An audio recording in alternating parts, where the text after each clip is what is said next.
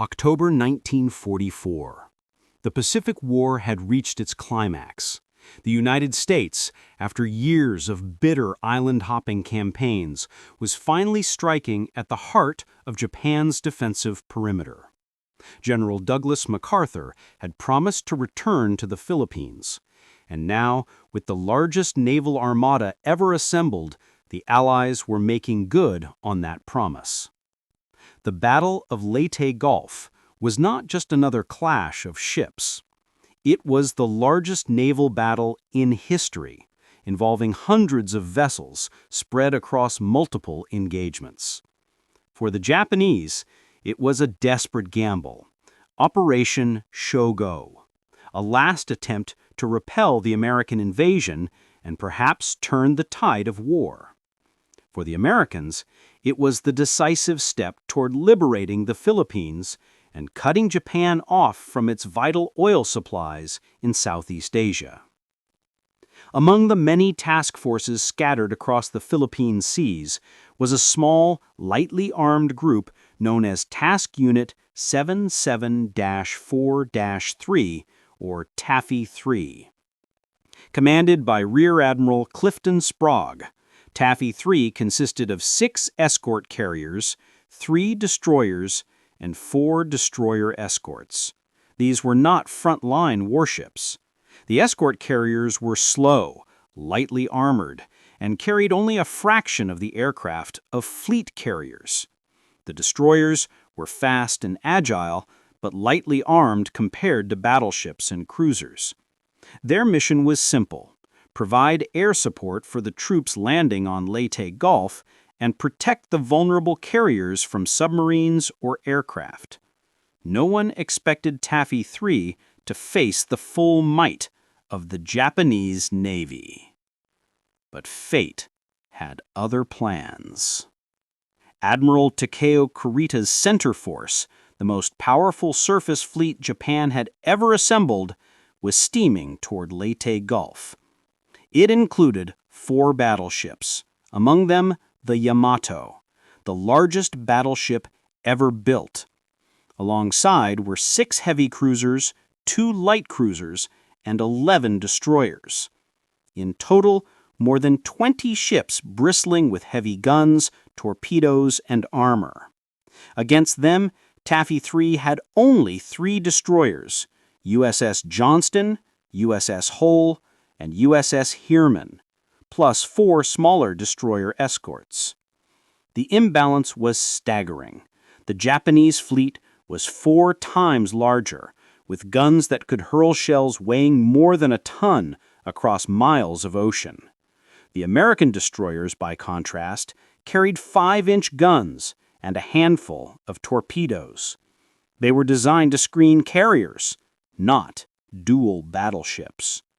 Yet, when the clash came, these small ships would fight with a ferocity that stunned the world. Dawn, October 25, 1944. The waters off Samar were calm, the horizon painted in pale gold. Sailors aboard the small escort carriers of Taffy 3 were preparing for another day of routine air support. Pilots checked their planes, mechanics fueled engines, and crews expected nothing more than scattered Japanese aircraft or submarines. Then, at 06:45, lookouts spotted shapes on the horizon. Dark silhouettes, massive and menacing, rising from the mist. It was the Japanese center force, battleships, cruisers, destroyers, bearing down on the lightly armed American unit. Admiral Clifton Sprague was stunned. He had believed the Japanese fleet had been turned back the previous day. Now, without warning, the most powerful surface fleet in the world was charging straight at his vulnerable carriers. The imbalance was terrifying. The Japanese battleships carried 18-inch guns, the largest naval artillery ever mounted. Their shells could travel over 20 miles and obliterate anything they struck. The American escort carriers had thin armor and slow speed. They were never meant to face battleships. Sprague acted instantly. He ordered his carriers to turn east, away from the enemy, and launch every available aircraft. Pilots scrambled, some taking off with half-loaded fuel tanks and minimal ammunition. Anything that could fly was thrown into the air. Meanwhile, the destroyers moved to shield the carriers.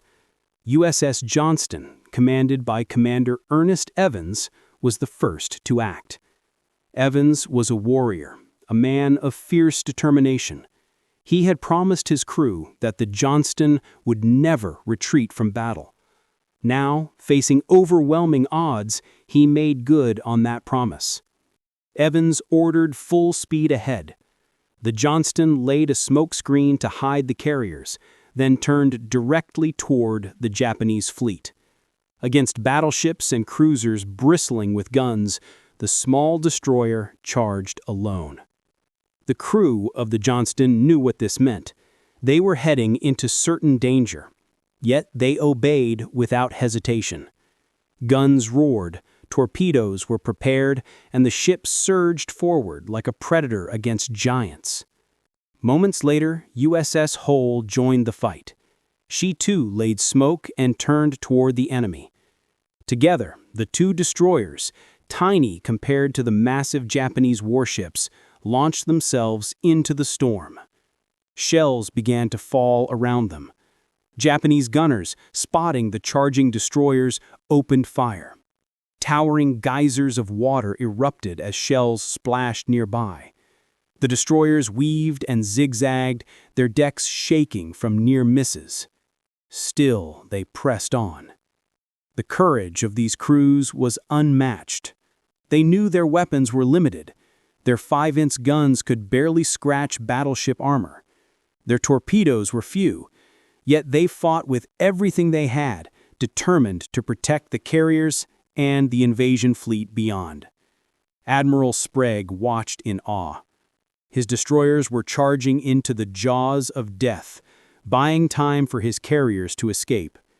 He later wrote that the bravery of those ships was beyond description. The sea erupted in chaos. Smokescreens billowed across the waves, torpedoes streaked beneath the surface, and shells rained down like thunder. The destroyers of Taffy 3, Johnston, Hoel, and Heermann were charging headlong into the Japanese fleet, a force 4 times their size. USS Johnston, under Commander Ernest Evans, struck first. Closing within range of the heavy cruiser Kumano, Evans ordered a torpedo spread. The sleek weapons raced through the water, slamming into the cruiser's bow. The explosion tore open steel, crippling Kumano and forcing her out of the fight. One small destroyer had just wounded a giant. But the Japanese responded with fury. Battleships Yamato and Congo unleashed their massive guns. Shells the size of small cars screamed through the air, splashing around the Johnston. One shell struck home, ripping into her hull. Yet Evans pressed on, maneuvering his battered ship to fire again. Meanwhile, USS Hoel launched torpedoes at Congo and Haguro. She zigzagged desperately, drawing fire from multiple cruisers. Shell after shell smashed into her, crippling engines and tearing decks apart. Still, her crew fought back, firing until the very end. Eventually, Hoel was overwhelmed, sinking beneath the waves with most of her crew. USS Heermann joined the fray, charging boldly into the heart of the Japanese formation. At one point, she nearly collided with enemy cruisers, her guns blazing at point-blank range. Against overwhelming odds, she survived, her daring maneuvers confusing the Japanese gunners. Above, aircraft from the escort carriers joined the fight. Pilots dove through smoke and flak, strafing battleships with machine guns, dropping bombs, even making dry runs when ammunition ran out. Every plane became a weapon, every pilot a warrior. The battle was chaos. Smoke obscured vision, shells exploded in geysers, torpedoes churned the sea. Yet the destroyers fought with unmatched ferocity, their courage buying precious time for the carriers to escape. Admiral Kurita, commanding the Japanese fleet, was stunned. He had expected an easy victory. Instead, his ships were under relentless attack from tiny destroyers and aircraft. Confusion spread among his captains. Reports of torpedo hits, smoke screens, and aggressive American maneuvers made him believe he was facing a much larger force. The clash of steel and fire off Samar became one of the most extraordinary naval battles in history. A handful of small ships standing against the giants of the sea. The battle off Samar had reached its breaking point. Smoke hung thick over the sea, the thunder of gunfire echoed across the waves, and the small ships of Taffy 3 were locked in a struggle that seemed impossible to survive. USS Johnston, already battered from repeated hits, fought on with astonishing resilience. Commander Ernest Evans, wounded but still commanding, ordered his crew to keep firing. The destroyer's guns spat shells at battleships many times her size. Torpedoes were launched in desperate spreads, forcing Japanese ships to turn away. But the punishment was relentless. Shells ripped into her hull, fire spread across her decks, and men fell where they stood. Finally, the Johnston could fight no more. With engines failing and guns silenced, she began to sink. Evans refused to abandon ship until the very end. Survivors later recalled his last words, "A fighting ship will never retreat." He went down with his vessel, posthumously awarded the Medal of Honor for his courage. USS Hoel had already met her fate. After launching torpedoes and drawing fire from multiple cruisers, she was overwhelmed. Shells tore her apart, and she slipped beneath the waves, taking most of her crew with her. Their sacrifice bought precious minutes for the carriers to escape. The escort carrier Gambier Bay was also lost. Japanese cruisers closed in, their heavy guns pounding her thin armor. She burned fiercely before sinking, the only American carrier ever sunk by surface gunfire. Yet the Japanese fleet, despite its overwhelming power, faltered. Admiral Kurita, confused by the ferocity of the American defense, believed he was facing a much larger force. Reports of torpedo hits, smoke screens, and relentless aircraft attacks convinced him that pressing forward would mean disaster. At 0930, he ordered his fleet to retreat. The sacrifice of the destroyers had achieved the impossible.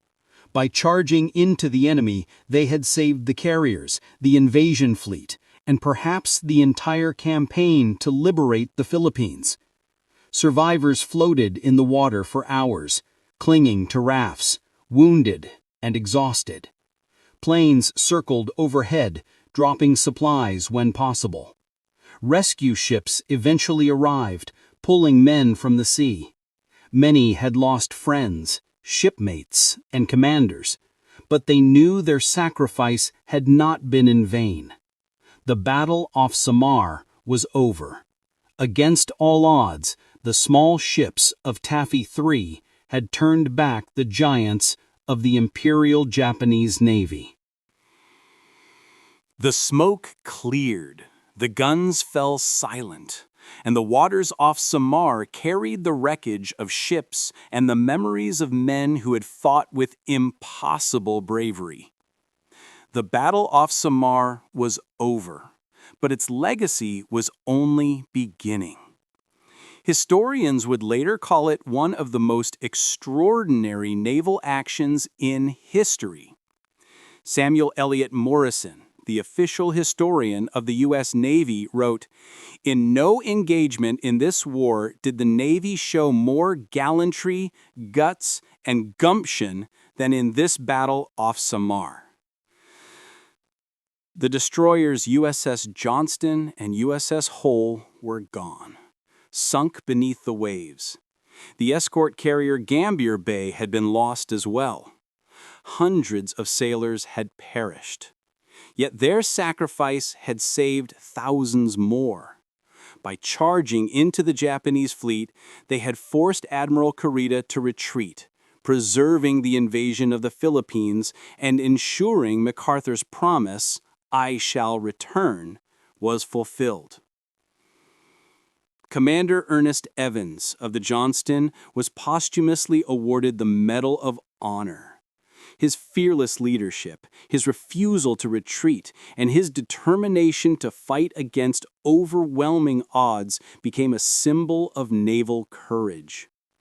Survivors remembered him as a man who embodied the fighting spirit of the Navy. The men of Taffy 3 carried the memory of that day for the rest of their lives. Many struggled with the loss of shipmates, the trauma of battle, and the haunting silence of the sea. Yet they also carried pride in knowing that their actions had changed history. In the decades that followed, the Battle off Samar was studied in naval academies, retold in books, and honored in memorials. It became a lesson in courage that even the smallest ships, when commanded with determination and fought with heart, could stand against giants. Modern technology has rediscovered the wrecks of the Johnston and Hoel lying deep beneath the Philippine Sea. Images of their broken hulls remind us of the cost of war, but also of the bravery of the men who sailed them. The legacy of Samar is not only about ships and battles, it is about people, ordinary sailors who rose to extraordinary heights. It is about sacrifice, courage, and the will to fight for freedom. It is about the truth that sometimes, against all odds, the human spirit can prevail.